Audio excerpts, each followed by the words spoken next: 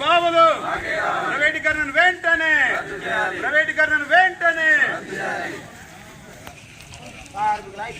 వర్ధిల్లాలి.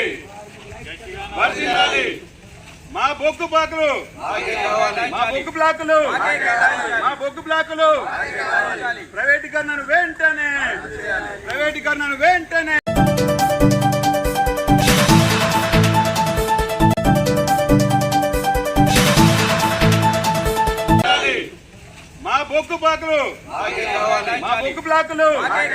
మా బొగ్గు బ్లాకులు ప్రైవేటీకరణను వెంటనే